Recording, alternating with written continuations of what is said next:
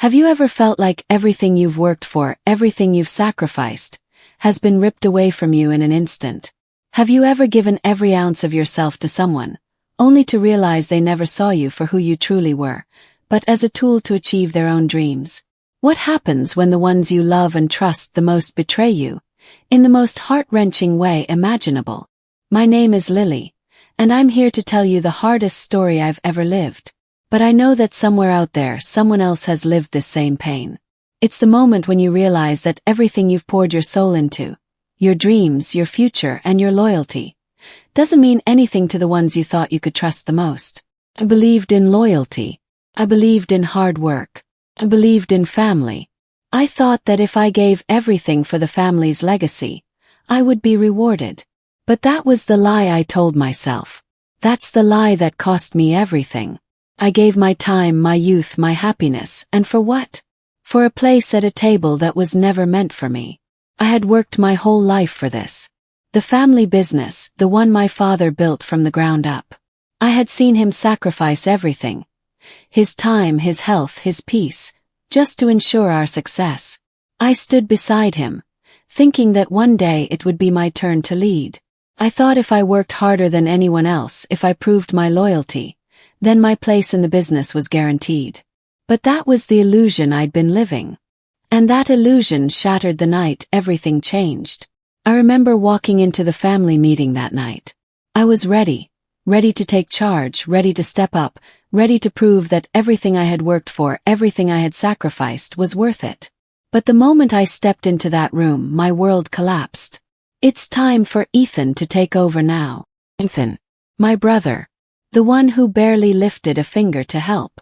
The one who spent his entire life avoiding responsibility, living a life separate from the family business. He had never been interested in the work, and yet, here he was, the one chosen to take over. How could this happen? How could they do this to me? My heart sank. I could feel the room closing in around me. My mind was spinning. How could my father, the man I had given my entire life to, choose Ethan over me? I had sacrificed everything for this family. But Ethan, who didn't even care, was given everything. I wasn't even considered. I had spent every waking hour building this business, ensuring it grew, ensuring it prospered. I had poured my heart and soul into it. And now, all of it was being ripped away from me in the blink of an eye. I wanted to scream. I wanted to stand up and demand an explanation. But instead I felt like my legs were frozen. I couldn't move. I couldn't speak. I just sat there completely stunned, while my father looked at me with a calm expression, as though he hadn't just shattered my world. Ethan, my brother, the one who always avoided responsibility, the one who was always distant, was now the one chosen. The weight of his indifference to everything I had worked so hard for made me feel smaller than I had ever felt before. How could they do this? How could they betray me like this? All the years of hard work, all the sacrifices I made, all the loyalty I gave. For nothing. My father, the one who always said, "Family is everything," just proved that wasn't true. And my brother, Ethan, the one who had been handed everything in life without lifting a finger, was now taking it all. He didn't deserve it. Not like I did. I felt the anger rising within me, but it mixed with something else. Deep suffocating pain. I had lived my life believing that loyalty and hard work would be rewarded, but it wasn't. The years I spent proving my worth meant nothing. None of it mattered. I sat there paralyzed. My thoughts were spinning, but all I could hear was my father's voice echoing in my mind. It's time for Ethan to take over. Felt like a slap in the face. How could I let myself believe they would see me for the efforts I had made? How could I convince myself that family would always have my back? But in that moment I realized something. This wasn't just about business. This wasn't just about what I had lost. This was about me. I had lived for them, trying to earn their approval, working tirelessly to prove my worth. But now I see they will never see the real me. They will never see the sacrifices I made, the devotion I gave them. Not because of me, but because of them, their choices, their values. And I will not continue chasing their approval. That night everything changed. I didn't need their approval. I didn't need their validation. I didn't need their permission to succeed. It was time for me to take control of my future, to build something for myself. I was done being their shadow. Done being the one working behind the scenes, hoping one day I'd be seen. After that night, when I walked out of the family meeting, it felt like the ground had been ripped out from under me. Every step I took felt like walking through quicksand, my mind spinning in confusion and disbelief. I kept repeating those words over and over in my head. It's time for Ethan to take over. How could this happen? How could they betray me like this? I couldn't understand it. How could my father, the person I had dedicated my life to, the one I had sacrificed so much for, choose Ethan? The one who barely cared, the one who avoided every responsibility. Didn't make sense. I had worked for this. I had given up so much of myself for the family business. And now, I was discarded. Just like that. It was like someone had pressed pause on everything I had worked for. All the late nights, all the efforts, all the loyalty I had poured into this family. And for what? To be left behind. My mind wouldn't stop racing. What did I do wrong? Kept asking myself. Maybe I wasn't good enough. Maybe I didn't work hard enough. Maybe I just wasn't enough for them. But the more I thought, the more I realized that it wasn't about me. It wasn't about how much I gave. It was about them. Their choices, their favoritism, their failure to see me. I wasn't just angry. I was devastated. The years I spent trying to earn their respect, trying to prove myself worthy, meant nothing to them. I could feel the weight of rejection crushing me. But then, in the midst of that suffocating feeling, something deep inside of me snapped. A soft voice, a quiet whisper, urged me not to give up, not to wallow in despair. This wasn't the end. This was the beginning. The voice wasn't comforting. It wasn't telling me to calm down. No, this voice was different. It was telling me to rise. To rise up from the rubble of my shattered dreams and create something new. Something that was mine. As I drove home that night, everything around me felt surreal. The streets I had driven down 1,000 times, the house I had lived in, they all seemed so foreign now. I passed the room where I had once dreamed of leading the business, of proving my worth to my father. And suddenly those dreams seemed foolish. How could I have ever believed they would come true? The harsh truth hit me like a cold slap. My dreams had never been mine to begin with. Not with them. Not in their eyes. I was just a pawn in their game, waiting to be acknowledged. But now I understood. It was time for me to stop waiting for them to give me permission to succeed. It was time for me to take control. The next morning I walked into my office. But something was different. Could feel the shift. My heart wasn't in it. I sat at my desk, staring at the papers in front of me, the reports I had poured over 100 times before. But today they meant nothing. They were just numbers. Empty numbers that couldn't heal the wounds in my soul. I had given everything to this family, to this business. But what did they give me in return? Nothing but betrayal. Midday came and I couldn't take it anymore. The frustration was boiling over. I needed someone to talk to, someone who could remind me that this wasn't the end. I grabbed my phone and dialed Sarah. I wasn't sure what I needed, but I knew I needed to hear something other than my own bitter thoughts. "Sarah, can I meet you?" I asked, my voice tight with frustration. "Of course, come over whenever you're ready," she replied, her voice calm and comforting. When I arrived at Sarah's house, the difference hit me immediately. Her home was warm and inviting, a stark contrast to the cold, sterile office I had just left behind. It felt like a safe haven, and I craved that sense of peace, even just for a few hours. We sat down for coffee, and before Sarah could say anything, I blurted it all out. "I don't even know who I am anymore, Sarah. Everything I worked for, it's all gone. I thought I would lead the family business. I gave up my life for it. And now, Ethan, he gets everything. Everything." Sarah listened quietly, her eyes soft with understanding.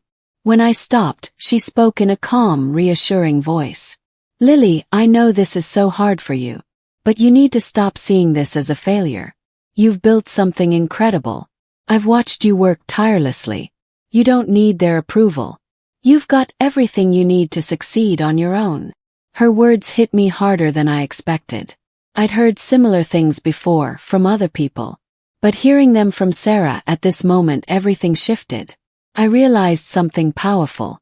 I had spent so much of my life trying to earn a place at the family table, trying to prove myself to them. But Sarah was right. I couldn't keep fighting for a seat at a table that didn't want me there. I didn't need their approval to succeed. I needed to build my own table. And that realization, that shift in my perspective, was terrifying but also liberating. In the weeks that followed, I threw myself into action.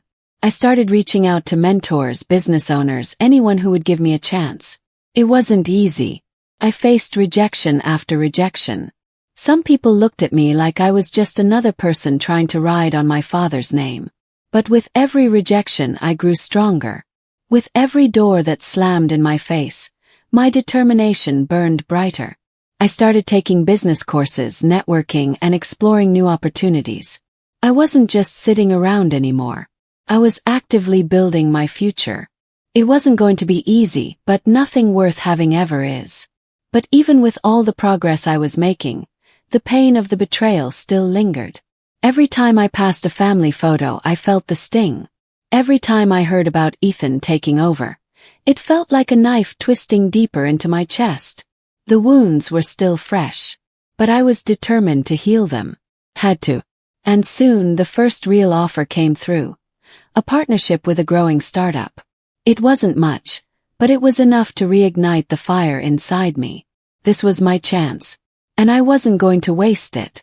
I stood up, walked to my desk, and made the call to accept.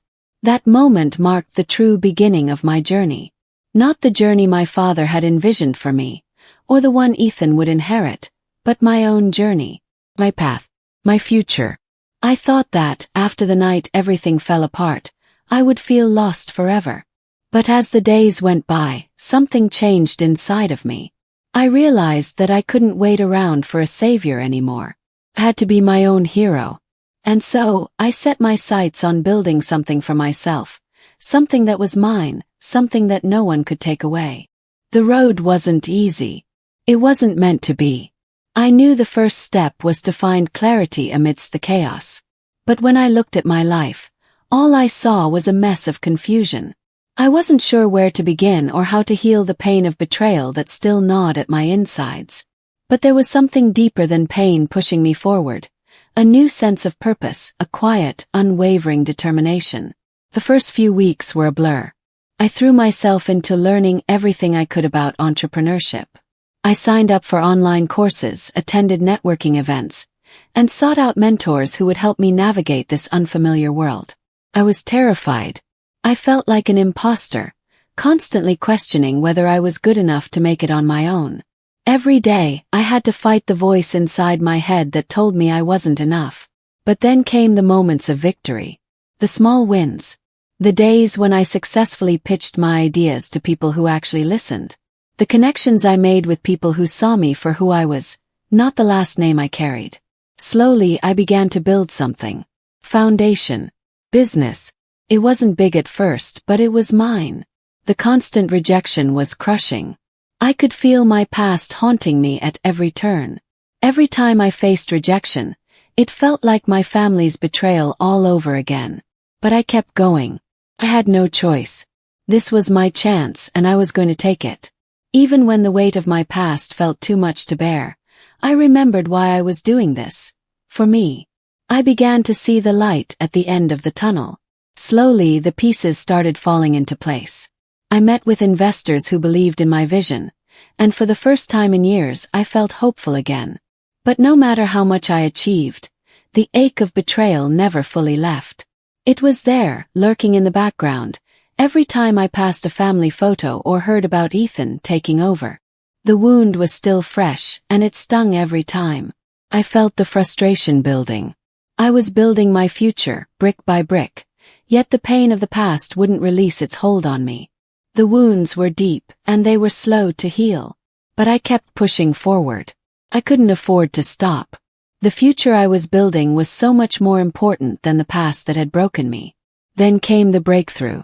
My first real offer. Partnership with a startup. It wasn't much, but it was a sign. A sign that everything I had worked for was starting to pay off. I wasn't where I wanted to be yet, but I was on the right path. I made the call to accept the offer, and in that moment everything changed. The journey that I had started so long ago, the journey of reclaiming my life, had truly begun. It wasn't just about building a business anymore. It was about proving to myself that I could stand on my own 2 feet. That I could succeed on my own, without anyone's approval or validation. In the months that followed, I worked harder than ever. The late nights became a part of my routine. But this time, it wasn't out of desperation or seeking approval. It was because I wanted this. I wanted to build something that was mine. I wanted to be proud of what I had created, not just for myself but for the woman I had become. And every day, as I faced the challenges ahead, I found myself growing stronger. I learned how to set boundaries, how to say no when necessary, and how to trust my instincts. The things I had once been afraid of, failure, rejection, and uncertainty, were no longer obstacles. They were just stepping stones. Each rejection taught me something new. Every mistake was a lesson learned. But despite the progress, the scars from the past never fully healed. Every time I heard about Ethan taking over, it felt like another knife twisting in my chest. It reminded me of everything I had lost. The anger still simmered beneath the surface, but I had learned how to channel it.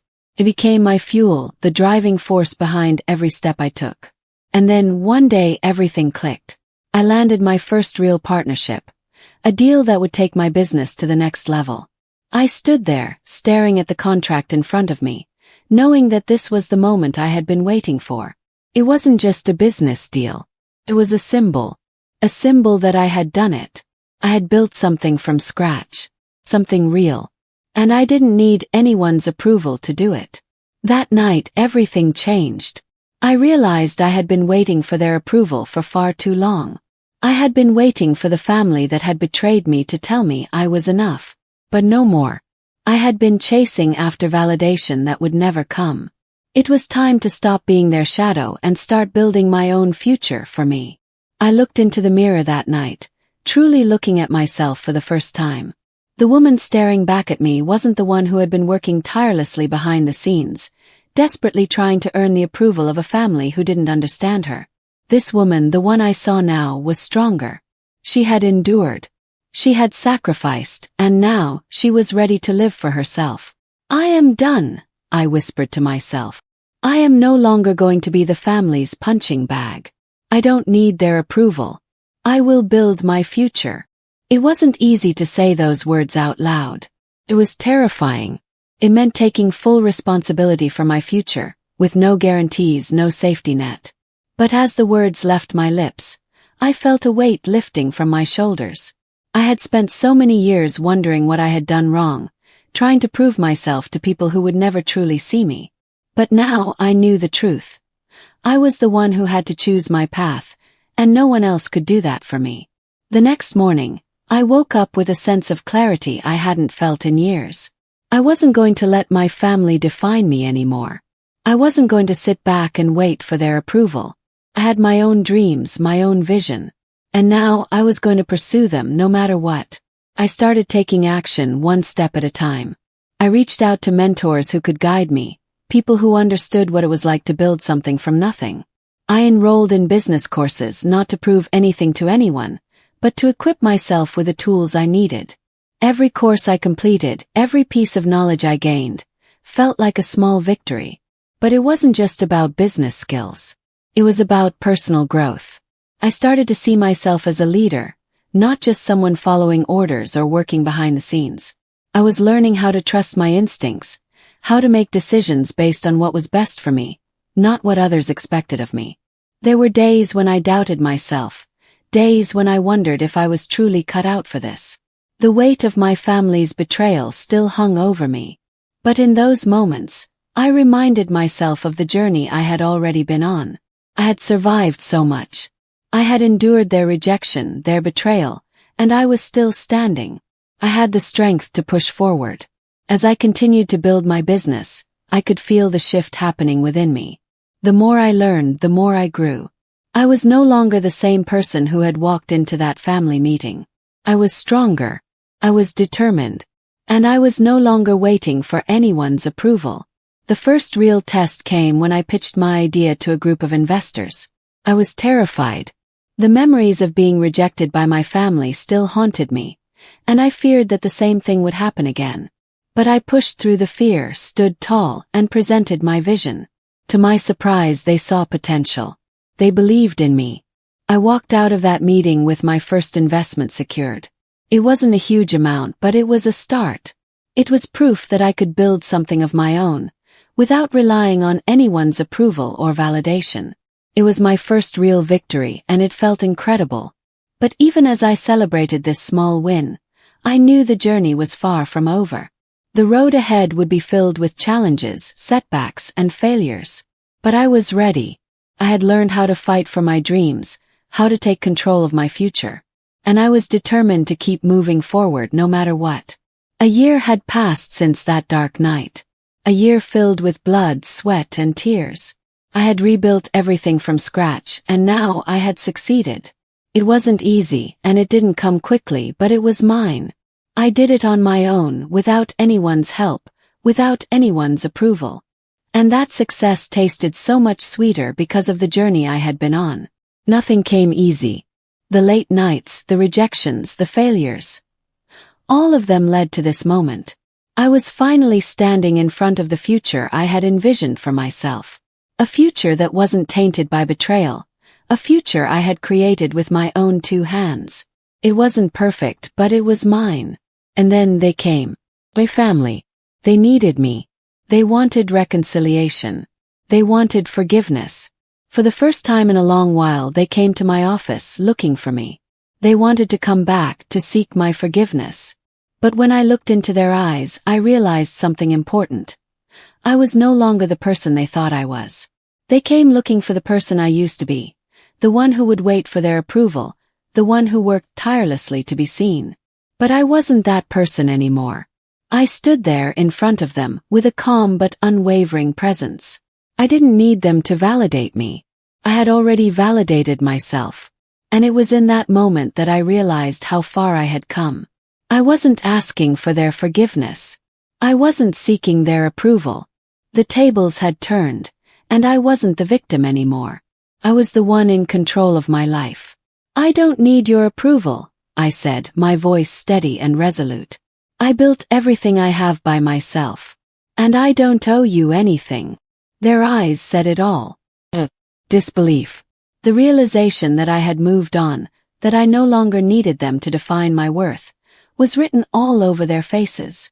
For a long time I had wondered how I would respond if they ever came to me, if they ever came to apologize, to ask for forgiveness. But now, standing in front of them, I knew that their apologies no longer mattered. The wounds had healed. The betrayals had been acknowledged and put to rest.